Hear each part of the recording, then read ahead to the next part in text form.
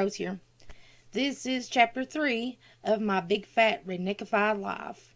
So, where we left off, I was talking about getting out of foster care, and I was also talking about my crazy young adult time, which I got some funny stories there. I'm going to try not to make this one as long winded, but I guess we'll start when I got out of foster care. I I was 16 going on 17, and I got the news one morning when I was at one of my foster homes. It was a foster home I hated. So when they told me the news that I was going home, I was hoping somewhere in my heart that mom had gotten better, had changed or whatever. Because back then I did not realize she was mentally ill. I hated her because I thought she was mean. I thought she was evil. It turned out she was mentally ill. So anyway, um, I was kind of thankful to be able to go home. I was sitting there, thank God, thank God, thank God. Um, Went home, got took home, and everything reeked of cigarette smoke like bad. And I wasn't used to that because the foster homes, most of them smoked outside. I don't know if it was a rule or if I just happened to be put mostly in places where people smoked outside, but it reeked of cigarette smoke. And it took me a little while to get readjusted to that, and had a hard time breathing. Um, but and it did feel weird to be back home. It was really weird. And I had the little corner room. There wasn't any windows. There wasn't a door on it. It was not even a room. It was part of the hallway, and it was like a side cubby off the hallway. And I had a mattress. Uh, yeah, you had to sleep like curled a certain way, like your body positioned a certain way to avoid springs. So one leg would be up here, the other one would be back there, and your arm, you'd try to do the best you can, tucking another pillow under your head because if you laid it straight down there, you'd get poked. And it was really old. Really, really, really, really old. But it was back home. Mom, for the first little while when I got back home, she didn't really talk to me very much. But as I was there longer, she wanted to play cards, and one of her favorite card games was Rummy. So we'd sit there and play Rummy, and she would purposely let me win. Which, hey, secret, I let my son win sometimes too. So anyway, she had ended up getting some back pay from stuff for me for some reason when I got out of foster care. So I don't know how much she exactly got, but she turned on her phone service. She got herself a few new outfits, got me like two or three new outfits. She got her about three or four outfits. Um, got the cable turned on, got the phone turned on, uh, and got herself a small car that even though I was old enough to drive, she would not let me get my license, and she wouldn't let me drive the car. Well, she wouldn't let me. It don't mean I didn't sneak behind the wheel once in a while. I remember we went to the local park. Now listen, I'm probably one of the people they had a reason to put barriers up at the park to keep people from driving on the grass. Because one time it was wet, and Mom had a little Chevette. I decided I was wanting to go sloshing, mud sloshing. And there wasn't any kids out there. If there were any kids out there, I would not have done this for the world. But I had my Green Day tape in the tape player, and I think it was blasting Ava Adore, if I want to think correctly. And Mom's standing there, she's looking like, stop the car! And I'm driving circles around these little shelter things that they had, and I was pressing the brake and sliding, and Mom could have freaking died. I mean, it was slick enough mud to where I could slick around, but not so thick that I would get stuck. And it was mostly the grass. And then when I finally got done, now listen, I deserved the cursing out that I got because I was blaring the radio like I couldn't hear her. And see, I've pulled that stuff on my foster parents before, like You remember me talking about the Hatfields in, I think, is it chapter 1 or chapter 2? Maybe in chapter 1. Um, where they'd have us do the lawn work all the time. I'm going to finally own up to this. Hey, Mr. Hatfield, I hope you're listening. I heard you when you was hollering stop. um, like I said, those people were absolutely buttholes, and I felt like getting back at them. So I took their push lawn mower because I was out there mowing that lawn and their kids were being lazy butts. I'm talking to you guys too. So I hope you hear this video. But I took and purposely ran their mower over a coal pile, and I kept on and on and on and on. It was a small coal pile with gravels mixed in and stuff, and I was here things clanging, and I know that I was breaking something, and he's hollering for me to stop, and I kept going like I didn't hear him. And then finally, when he got over there, I let loose of the thing to stop it from running. Oh, he was mad as fire. Like I said, not long after that, they sent me packing. Maybe he knew I did it on purpose. Hell, I don't know. And that's what happens when you do kids dirty, especially good kids, and they get mad and they get vindictive, and we're Southern. Girls raised in the South. Grit. That's what you call them. Girls raised in the South. Uh, yeah. But that time I took Mama's little, and then that's not the only time. Now she made the mistake of when we was at the lake, leaving the keys in the car at the lake. I told Mom I was going to go back to the outhouse because we was at the lake and we were fishing, and I told her I was going back to go to the outhouse. She left the keys in the car. And see, this place where we were at, it was just one big old ginormous loop. You could drive around in circles. You couldn't drive fast through there, mind you, because of chug holes and stuff. And it was up a place called Palmer's Junction. I started the car up and I decided I was going to go for a cruise.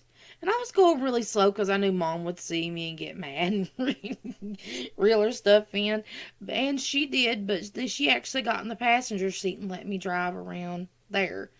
Around, because I wasn't driving like a plain lunatic, I guess, maybe. But she still wouldn't let me get my license. She didn't want me to have a job. None of that. Well, now, I guess it was a few months out. My brother, I told him, I said, if I get a job, will you take me? I said, I'll make more at a job. And again, this vindictive junk. Because I was mad. Because my mother, she was using the check for cigarettes. There's times that I didn't have shampoo. Or times I didn't have conditioner. And look, I have some coarse hair. And I have to have conditioner for my hair. And I know it probably sounds bratty, but sometimes I didn't have toothpaste. Actually, I didn't brush my teeth while I was there, come to think of it. So anyway,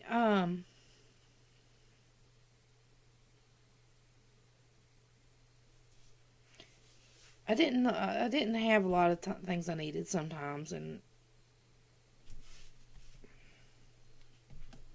so I decided to go get a job.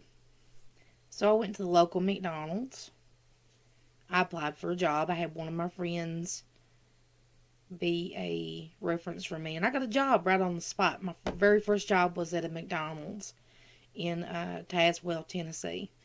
But I had never had a job, so I don't really know how you're supposed to, I was like, I'm going to take a break. Not knowing that you're supposed to wait for the manager to tell you to take a break. So it's just like, cringy. I think about it and I cringe. But, I didn't know any better. And I had never been taught how you conduct yourself on a job. All I know is you go in, do your stuff, and when you ain't got nothing to do, you pick something else. But back then, I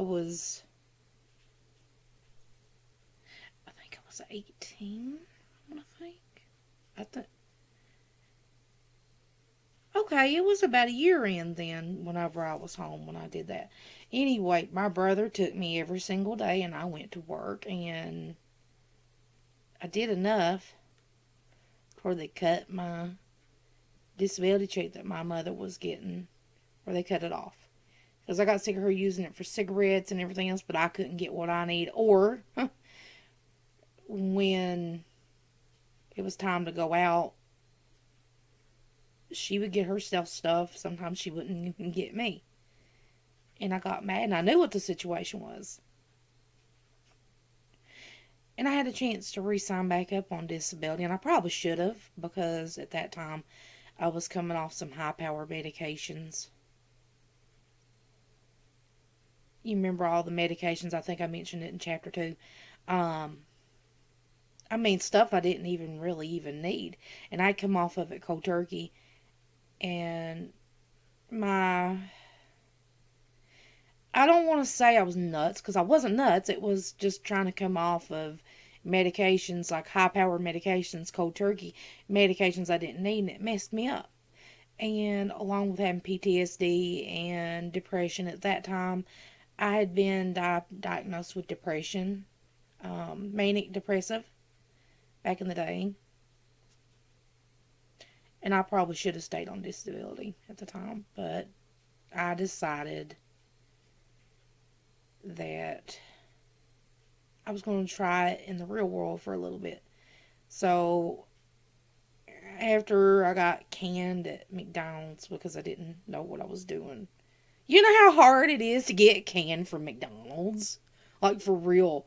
I mean, I think back and I cringe because since then I've had manager experience, hiring and firing people and things like that. And there was things that I did that I wouldn't have put up with for 2 hot seconds. So they had more patience with me than I would have if I'd been management. So thank you, McDonald's, for for the first job experience. McDonald's in Tazewell. So anyway, I went from there to right about when I was 19.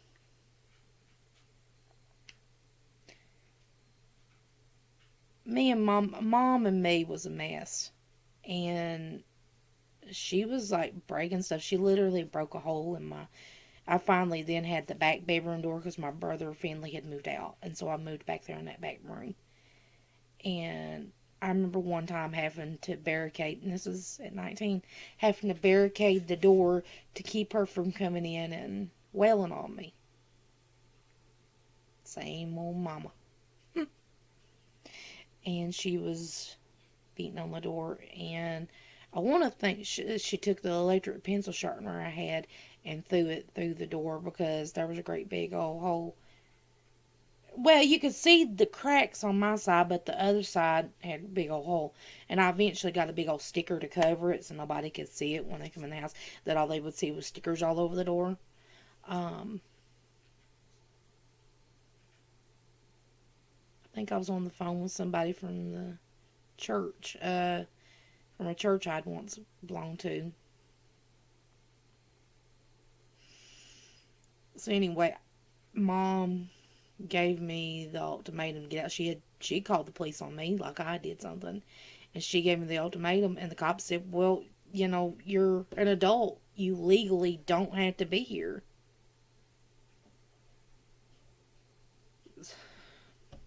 I didn't know what I was gonna do. So my sister, who lived in Harrogate, she let me live with her for a little while, and then she was a member of a church of it's called the Church of Jesus Christ of Latter-day Saints. And I met the people. They all seemed really, really nice. And I still have a couple of people I absolutely adore, like Miss Betty and Doris and Neva and a few other people that I still absolutely love in that church. But and the elders, they were cool. I took the lessons. I joined the Latter-day Saint Church. But shortly after that, I was moved in with the family. Now listen, I said this in another video, and I'm going to reinforce this. The church had nothing to do with how these people lived in their own home, and that they weren't abiding by because see, there's two different branches of the LDS. There's the fundamentalists, and then there's the, I think it's called reorganized. Anyway, the regular mainstream ones that believe in following the law of the land. Well, the fundamentalists are the ones that believe in child brides. I wasn't a child. I was 19. I was, well, I guess you would still consider that a teenager. Um,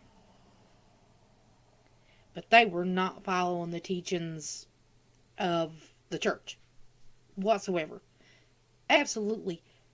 And I'll say this, and I'll say it to their face, and I'm saying it right here for God and everybody here. They were terrible people. And I say that I lived in a cult because that's how it felt. I felt like that I had no freedom. I was responsible when both Danny and his old lady got a job. His old lady Sean both got a job. I was responsible for all their children. Their children, all except for little Caroline, their children were not kind to me. And then they got Caroline and started turning on me too. But it got to where it got very uncomfortable because they started having me spend a lot more alone time with Mr. Solomon. I asked to go home, back to my mother's. They would not. Well, she smokes. She doesn't follow the gospel truth. She doesn't do this. She does. They wouldn't let me go home. And I had no car. I had no license. I had nobody that could come get me. I had, lots of times the kids, they'd watch every freaking thing I did.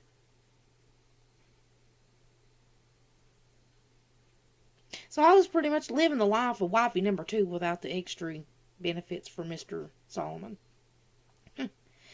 Cooking and everything. And back then I couldn't cook for shit.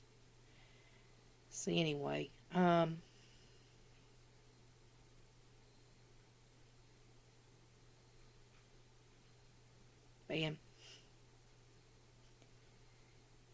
Well, it came to one day. Well, I was sitting here trying to figure out, well, how am I going to get out of there?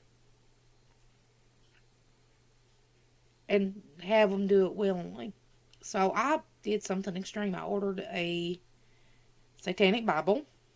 And I ordered a comic book with something about the Church of Satan and advertising for the Church of Satan. And I had it delivered to their house in my name. And then I did something I regret forever. But you think, I was 19. I did it out of desperation. I told the little girl, I says, this is a cult. I started explaining to her what a cult was. The little girl's probably 6 or 7.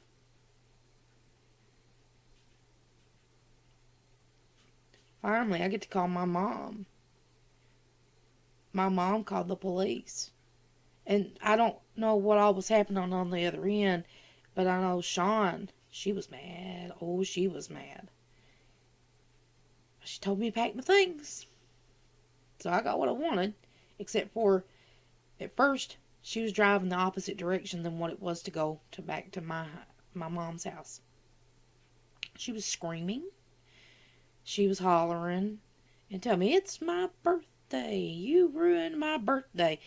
And I was just trying to maintain and not hoot and holler back because I was getting really, really, really, really, really, really mad.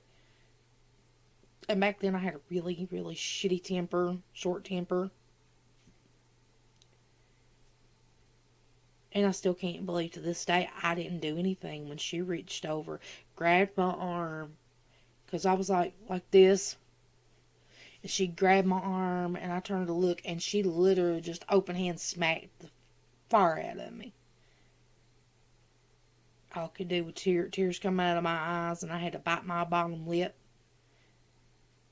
I was thinking, well, if I ever got any hopes of making it home. Well, she goes into Walmart, Super Walmart, Middlesboro, Kentucky, and goes and gets flowers and stuff. And a few other little items. And then she comes back to the car. And then she starts cussing me again. Yelling at me, fussing at me. Just everything she could do just to berate me. But we finally turned back the other direction and actually ended up at my mother's. And as she was still berating me, so just the very second she stopped that car, I opened the car door and I started just throwing my stuff out on the lawn and getting it out of her car as quickly as I could. So, as it was laying on the lawn, I shut the door and I said, "Get out of here. Get out of here." She still was talking to my mother and blah, blah, blah, blah, blah, blah, blah, blah, blah. And I decided to go into the house until she physically left. And I haven't heard from those people since. But that's not the first time I was homeless. There was another time. It was in the same year. This year was so active. It's not even funny how crazy that this year, how active that year was. So I go back to mom's, and then mom made me homeless again. I go back to my sister's. Well, I'm dating this boy, and my sister told me to be back by a certain time. Well, I was literally home at that time in the parking lot just outside of her apartment. And I was young, and I decided to play kissy face with my boyfriend for probably about 5 minutes. And I come walking up the stairs. She starts throwing my shit out the door. She says, "You were late." Blah, blah, blah, blah, blah, blah, blah, blah, blah, blah. She threw some of my stuff out the door. And then I was able to make it into there where she was grabbing another thing and literally throwing my stuff outside. And she told me that I had to find another place to live. And this was at 9 o'clock at night. Close to it. Somewhere around in that general vicinity. But I know it wasn't much past 9. So I didn't know who all to call, and then I remembered a kind foster parent that I used to have, and I said, "Okay, this is an absolute move of desperation." So I called, and I've bragged about this lady in every single video, and I'll brag about her again, Kathy Malone. I called her, and all she said was, "On my way." And she came and got me from the roadside. Got my things. We put them in her car. And she took me to her home. She told me as long as I housekeep, and then keep her company, I could stay there. Well, I got a little bit of lazy ass-itis. Actually, a lot of bit of lazy ass-itis at one point in time. I was doing good at first, but then I got a little bit of lazy ass-itis because I had a computer that I was playing with that I got from Don Harper and his old lady for working for them for cleaning house. They were, oh, by the way, Don Harper and them was part of the reason why I left the Mormon church, because they educated me on some stuff. But other than that, the situation I was in was bad too. But let's fast forward back to happy times. Well, anyway, I got lazy ass-itis a little bit at Miss Malone's, but bless her heart, I'll still say she was an angel. What she done is she helped me go sign up for the housing projects. She paid my deposit and my first month's rent. Helped me get dishes, towels, silverware, shower curtains, soap, even a couch so I could have a place to sleep. It helped me get my first apartment. She sure did. She helped me out. It was then I had to start learning a little bit of independence, but I was thankful. And she still kept me on working for her some, doing, coming in, doing some light housekeeping and cooking some for her. That's when I started learning how to cook, because I started watching, what she was doing, because she would assist. And it was fun. And her little girl, she was a sweetheart. She was kind of like a little sister while I was there too. But Yeah, she kept me employed. And then, you remember that boy yesterday I was playing Kissy Face and, being a young gal and all that good jazz? This is around about when I was like, I think I was 20 or just hitting 20. I might have been, no, I was 20 hitting 21 whenever this next thing happened. Um, the boy I was playing Kissy Face with, me and him ended up being irresponsible. And I remember being sick, and I went to the doctor, and she sprang a pregnancy test on me, and it came out that I was pregnant. I was in absolute shock. I didn't know what to think. So I waited a day or two before I told baby daddy.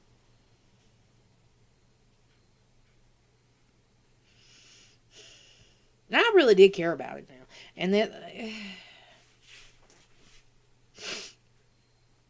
being irresponsible, both of us were irresponsible. And like I said, I ended up pregnant, and I wanted to tell his mom and be honest and upfront with her because I just felt like that's how it should be, because he was kind of a mama's boy. Mama always looked after him. He lived at home. And I ain't saying there's nothing wrong with being a mama's boy, but this was at epic levels. Like, every time we went anywhere, he'd have to call in and tell her where we was and stuff. And maybe it was a good thing, you know. But I decided I wanted to be honest and tell her. He tried to get me not to. And I was so insistent that yes, we probably should tell your mom, because what if she finds out later? How mad is she going to be? He, and this is the God's honest truth, and I swear to God, if he denies it, I'll swear it on a stack of Bibles. He wanted me to get an abortion. He wasn't like, he was on it for like a day or two, and then he realized I wasn't going for it, and I think he did that out of fear. I don't, because of his mom, rightfully so. I found out later, but anyway.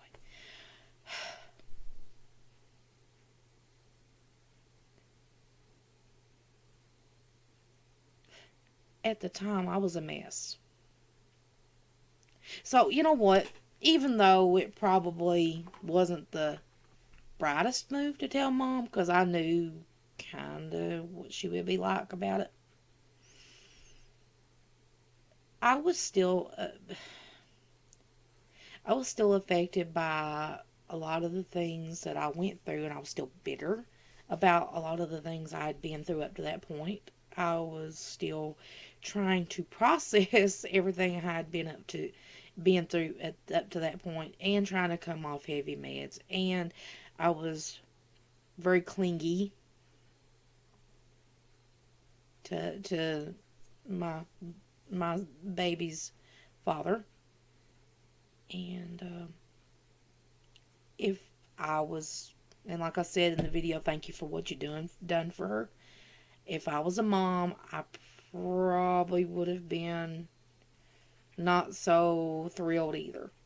So, because I'm a mother of a son now, and I can understand, you know, if some girl popped in that was okay from their perception, I looked mentally troubled, and in a way, I guess because the PTSD and the depression, and still trying to process all the abuse stuff, I kind of was. And the way I was acting, I was desperate for attention, and again, cringe, right? But when you're young, you don't really think of stuff like that, especially when your head's been messed up. And I know they say PTSD is only for people who come out of war. I'm here to call bullshit on that, because there's foster kids all across this nation that has been a former foster youth that has been through the system that has PTSD or complex PTSD, or kids that are coming out now. They're just thrown out on their ear. I was sitting and reading stories on my foster care advocacy page earlier about people just thrown out on their ear and them having mental health crashes and everything. So I'm not the only one. And then when you come out of foster care, immediately, it don't matter how much therapy or medication you were getting, they cut you cold turkey. And then you're left to sit here and deal with all the chemical imbalances. You're here left with nobody to cope with, and some of them continue with no health care, or they don't know they have health care. So I'm just saying, if government, if you still do that, stop that. So I went through a lot of problems, borderline diabetes, when I was pregnant with my daughter, but I made it through it. Um, she had colic when she first came out, and I had no clue. I had absolutely zero clue how to deal with a child. Not that little. And she had colic, and she was crying, and she was hollering, and I was trying to do everything I could, the Milacron drops, and trying to do everything everybody said, but the baby wouldn't stop crying, and I felt like a total flipping failure. I even tried to play music box. I tried rocking her. The only thing that seemed to soothe her is when I laid her right here and had her tummy on my boob and just kind of just rubbing and stuff like that. But she also had a lot of problems with spit up and everything. And I had absolutely zero freaking clue what I was doing. So again, I could see where his mother was coming from. I couldn't for years, but I had to mature up and realize, you're grown up now. You can see this stuff. If somebody come home like that to your son, how would you feel?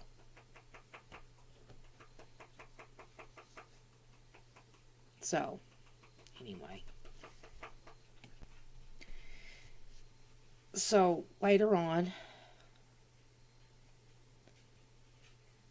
I was taken to court, and okay, and listen, I was working 2 jobs trying to pay my attorney fees,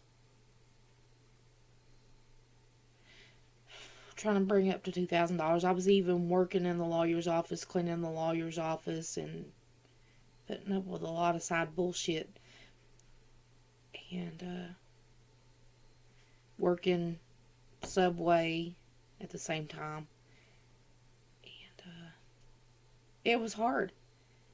And the very day that I paid the last dollar to my attorney, he quit. His last name was Presnell. The very day that I had, after I worked my tail off, the very day. And just guess what day it was? It was the day of the custody hearing.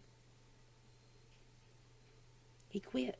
The very day of the custody hearing, the very day he got the last dollar.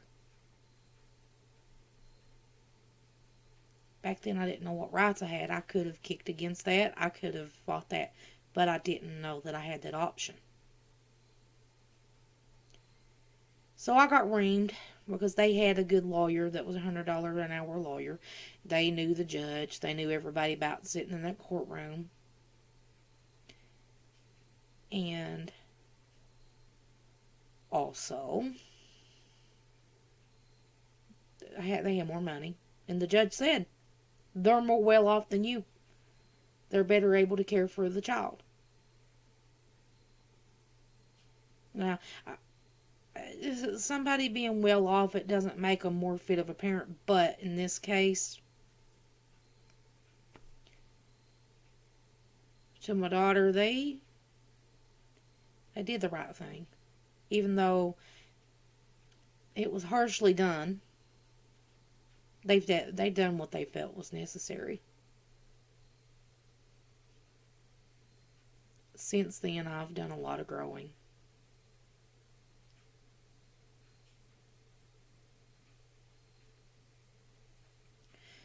So, I lost my daughter, lost custody of my daughter. I got told by um, the daddy's sister-in-law, his brother's wife. I got, she come right up to me. She says, "Your daughter doesn't need to know who you are. She never needs to know you." I'm just like, really? And nobody was there for my side. I was in it, and just come to think of it, that's the same courtroom. I didn't even think of this before. That is the same courtroom that I had went to foster care in. Oh my God! No wonder. And no wonder it bothers me so bad. Well, losing your kid will bother you, but damn. Okay. Anyway, the heifer come up to me and told me my daughter never needed to know who I was. And from then I was not allowed to see her again. I wish they would have. And my sister all the time telling me, well, if you, and I wanted to call a billion times and say, hey, look, I'm growing up. I'm doing all this. I'm going to college. I'm working regular. I'm doing this. My sister told me that if I called, they would have me put in jail. So I didn't. Plus, too, she also said that my daughter was disabled and that it would disrupt her peace. And I didn't want to disrupt her peace. Not excuses, it's what I was told.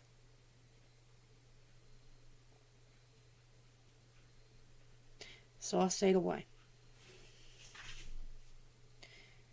So after I lost my daughter, this is another reason. I was immature, so this next part, it really, really shows my immaturity. Why I wasn't ready to raise a kid. After I lost my daughter, I was mad as hell. I was bitter. And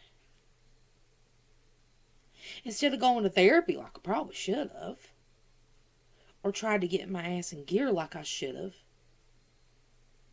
I had a neighbor that was a drug addict.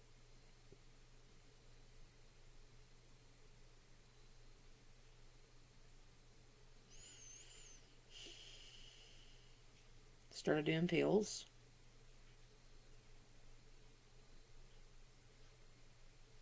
Different stuff. Started drinking. I was drinking heavily. Like, turn the radio all the way up, don't give a shit about nothing, type drunk, just falling over drunk. I was a mess. And for a few years, I want to say about 4 years, I was strung out on pain pills and nerve pills and alcohol. The occasional marijuana cigarette, but most of the time pills. I never shot them or nothing. I didn't go that far, but what I did was bad enough. And yeah, I was a stinking mess. I was doing stuff like Xanax and Lortabs. Lortabs was my big thing. I think what the other one was. Verisat? I don't know. Anyway, Vicodin was one big one. And there for a couple of years, and one day I started vomiting blood, and I'm just like, I probably should quit. And I did quit for a little while, but then I started back. And then, around about 2006, I got married to my first husband. He was on pills, and we both were a match made in hell. And again, being irresponsible, I got pregnant a second time. This time, because I thought to myself, it's one thing to hurt myself. It's whole other to hurt a baby. And I have nothing for child abusers. So everything of mine, any paraphernalia I had, I got rid of. I would not hurt that kid. I didn't tell the doctors when I started going to the OBGYN. I did not tell them I was coming off of pills. I did not tell them I was coming off of, alcohol, because at that time I was an alcoholic. And I was feeling real shitty. They probably had some idea something was up, but they never did mention it to me. But I came clean. My baby meant the world to me. I came clean for him. That was the first time that baby saved my life. Now, listen, kids should never have a job of saving somebody's life, but he truly did stop me right in my tracks, because if he hadn't come along, I wouldn't be sitting here making this video right now talking to you. I would have a headstone. And that's the God's honest truth. That's the highway to hell I was on.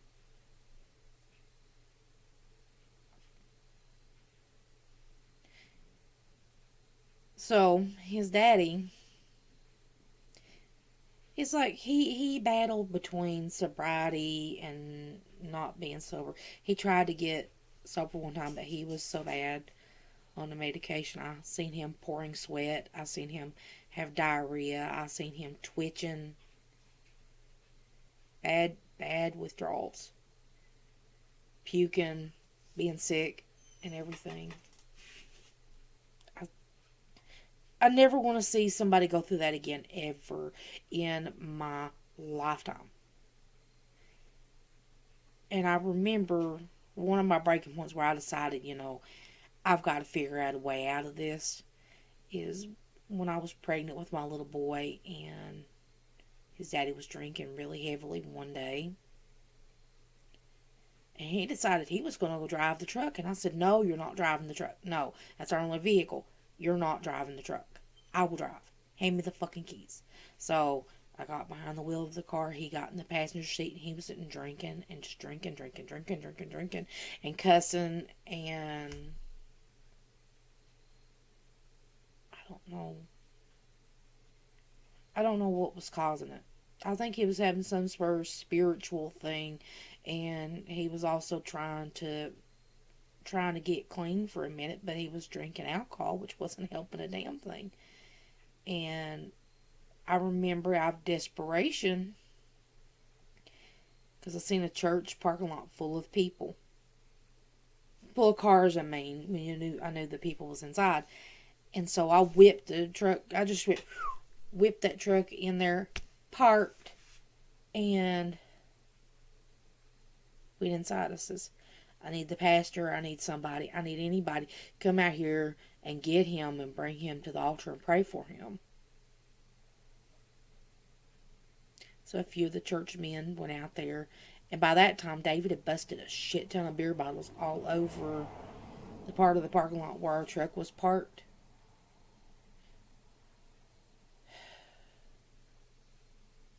Just absolutely raising pure moral hell. And they brought him in. They brought him up to the altar. He actually started calming his ass down, and they started praying for him. And for like a month, he was the most peaceful man. But that had already broke me.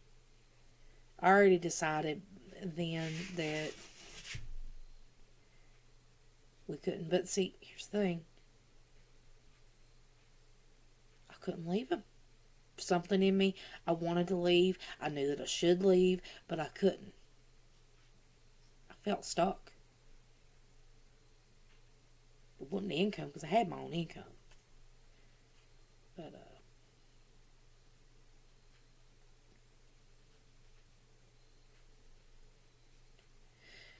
jeez Louise. I was with him a few more years, and then he was really losing his battle to sobriety. This is after I thought that he was clean, and then he comes into the kitchen nodding his head, like that right there. And I was like, that's it, I'm done. So I filed for divorce. I had enough money to file for divorce. And Well, the day that I went to file for divorce, we was in the car and I was driving. He was cussing me, and I says, we ought to get a divorce. And I already had planned on it. I had the money in my purse. He says, well, maybe we should. I said, hold on, buddy. I pulled over, and then we went into Step's office in Tazewell, Tennessee, and filed for divorce. I think it was 2013. I want to think. Yeah, I believe it was 2013. Anyway, then around about 2014, because see, after we filed for divorce, we never took it to court. And then the lawyer called me one day in 2014. He says, do you still want to go through with the divorce? I said, yeah. Yes, I do. So, a court date was set, and I divorced his sorry tale. But my brother let him live in his house, and that's where we were living at the time, because we didn't have an apartment or nowhere else really to go, so we were living at my brother's. And he lived there for a while, and I actually told him, I said, if you'll move out, I'll give you half of my Social Security check. He took it. He took it and he moved out. He left. Then I met hubby number 2.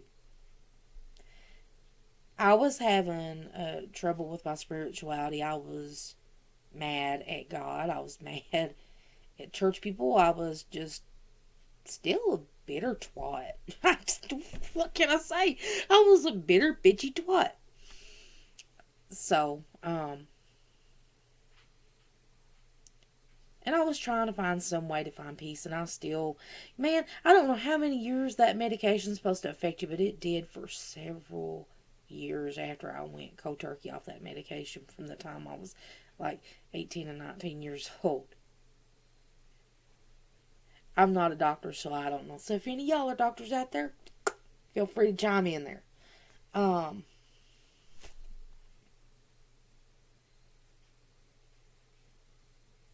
Yeah, I was messed up for a really, really long time. And I lose train of thought, too, because of memory. But, okay. So, I met hubby number 2. I joined paganism. I decided that I was a pagan.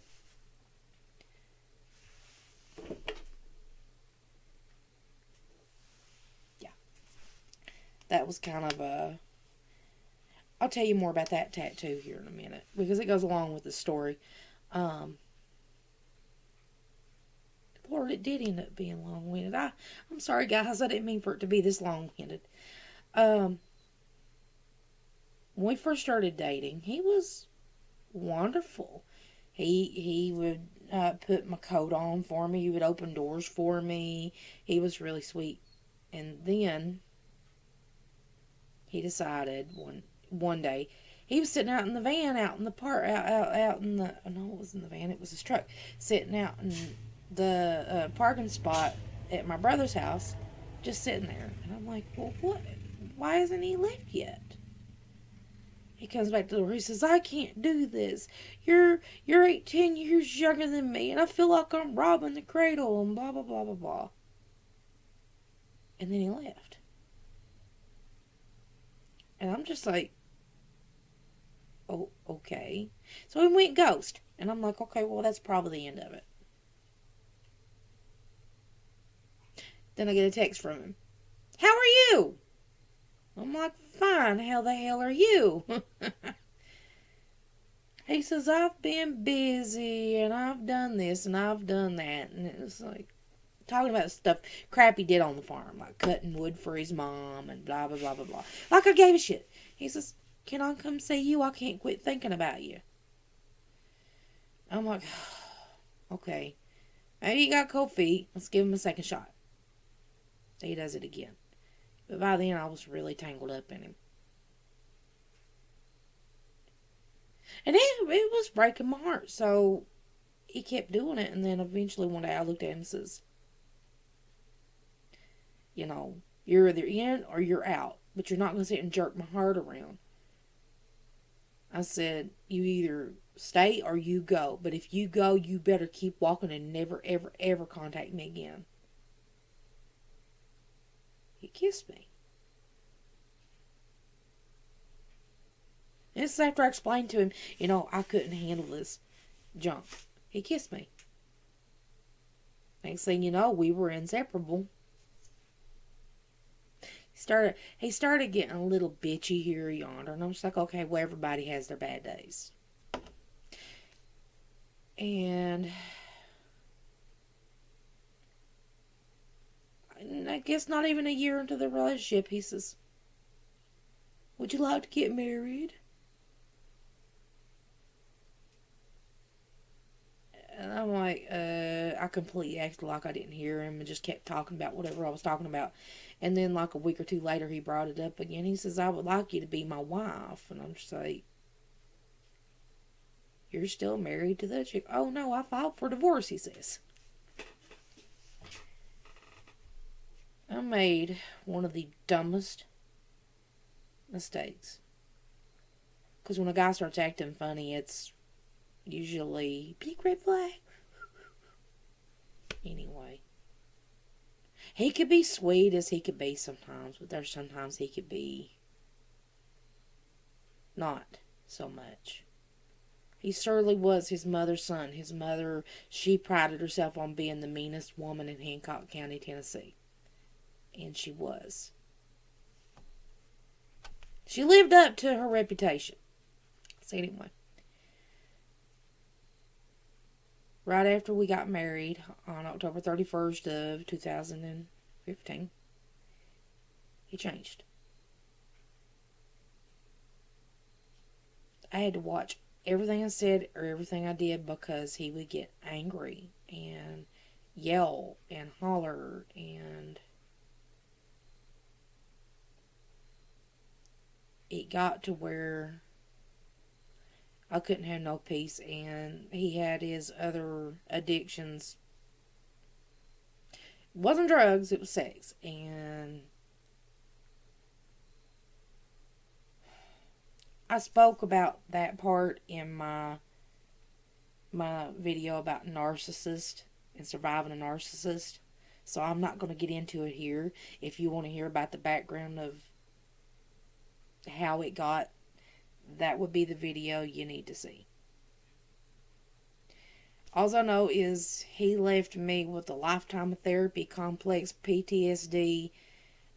My depression got so much worse, and I have no desire to ever be in another relationship ever again because of him. None whatsoever. So, I had something called Stockholm because I loved him, even though he was mean, and I felt like I couldn't live without him.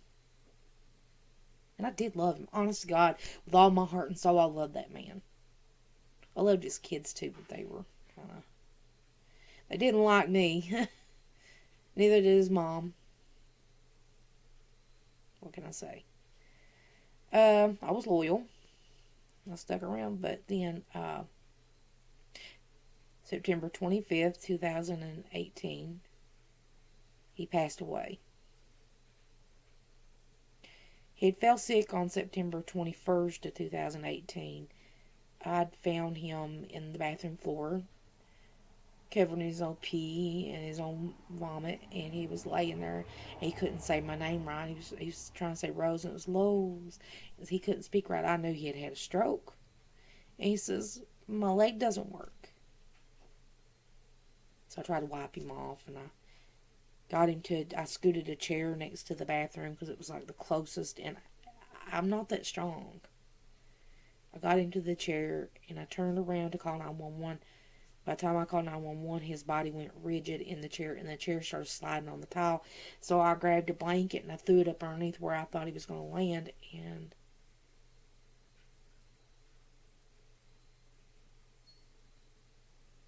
I thought it would give him padding for his head. When the chair slid and he hit that blanket, his head bounced off the floor. Through the blanket, there wasn't enough where his head had landed. If his head had landed a few more inches over, where there was more crumple in the blanket, he would have had more padding. But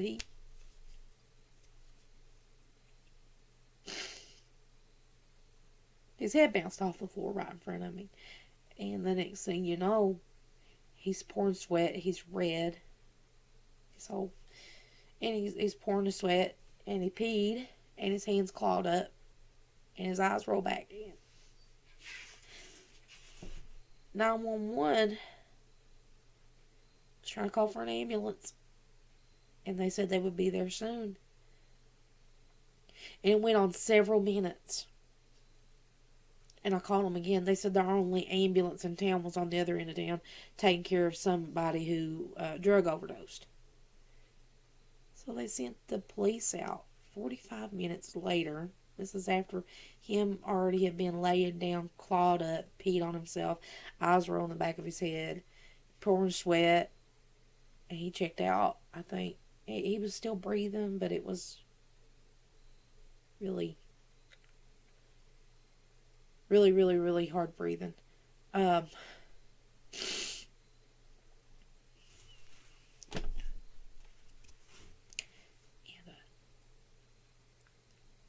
the police got there, and they're the ones that informed me, the only ambulance in town was on the other side of town full of some drug addict. So they said, go get us a sheet. And I thought it was to cover him up, because I thought that, I thought he was dying. And he was, but the sheet wasn't to put on him. The sheet was to put under him, and they attempted. He was a big man, so the cops tried to lift him up, and they could not lift him up with the sheet. So they asked for my help. I had to grab his feet while they grabbed the top part of him, and him still rigid. And had to put him in the police car.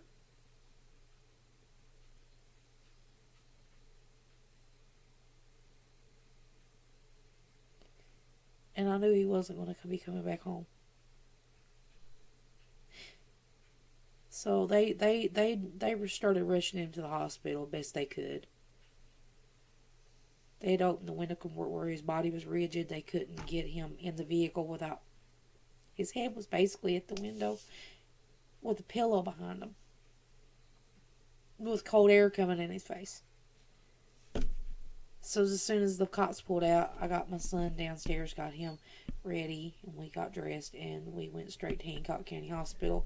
And they were putting him on a ventilator and everything, and he was non-responsive.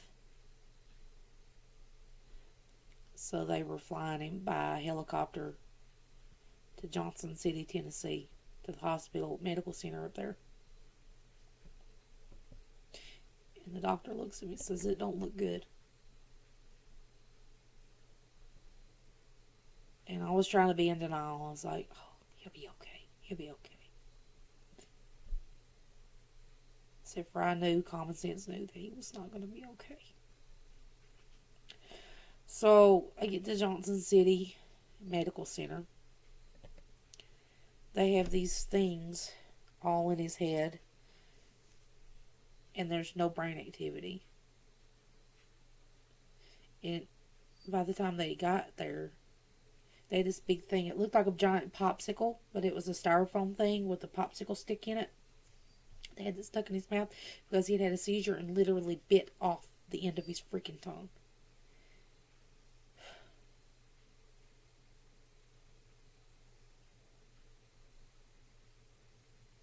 I had to go home and search for his advance directives because they had him hooked on life support, and I knew that he wouldn't want that. So on the day of the 24th, September the 24th, at 3 p.m., and I made sure to consult his doctors not doctors, but daughters, before I did it. So what's in his advance directives? We unplugged him. We took all the support stuff off, and they started comfort care. And his mother over there, "Well, can y'all put him down quick? Put him down quick so he won't be in no pain." And the doctor had to look at her and say, It's not like putting down a dog. She didn't even stay around. Her son's dying. She was there like... She even surprised me how long she stayed then. For an hour at least. Maybe even less. And she left. But Scotty's ex-wife, Mary, and one of his daughters stayed there. Mary was there for support for Maggie. But let me tell you something. On the morning of the 25th, when Scotty took his last breath, and when I about hit the floor, his ex-wife's the one that put her arms around me and kept me from hitting the floor and helped guide me to a chair.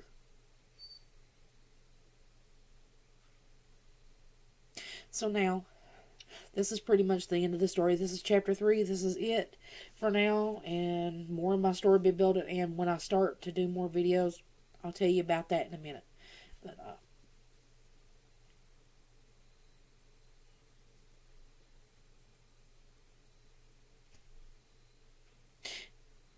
if you've never lost a loved one, you never sit there and watch somebody you love died. I don't recommend it. It's one of the god-awfulest, low-down, dirty feelings in the whole world. And there's nothing you can do. You're helpless.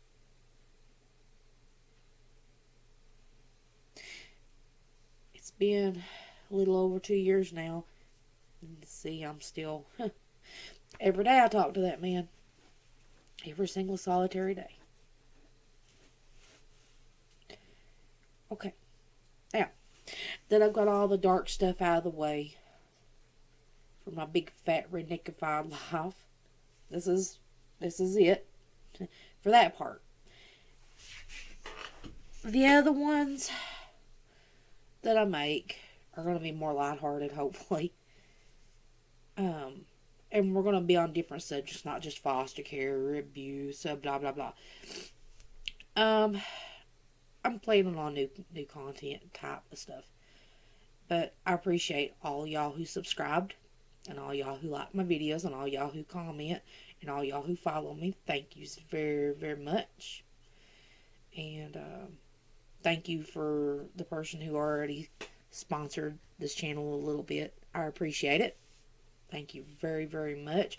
Helped me get the backdrop there, and the studio light, and a few other little nifty items. Like groceries. Hey, and if any of y'all want to contribute to groceries, believe me, I will never complain if you contribute to groceries. I mean, we're not doing awful, but to have a little extra never hurts. So, gimme, I guess. No, seriously. Help if you can, if you want to. You can get in touch with me. Just comment under the video, and I will be in touch. And thank you guys for listening. Thank you all for listening all the way through my 3 chapters of life. And hopefully these next years of life will be happier, lighter, and wonderful, and filled with lots of love and light. For you all and for moi here. I'm probably going to try to venture into a little bit of comedy too, so just be on the lookout. Anyway, thank you for listening to my big fat redneckified life. And you all have a good evening. Queen Rose out. That was stupid. Hold on. There. Bye, guys. Oh, remember to like and subscribe.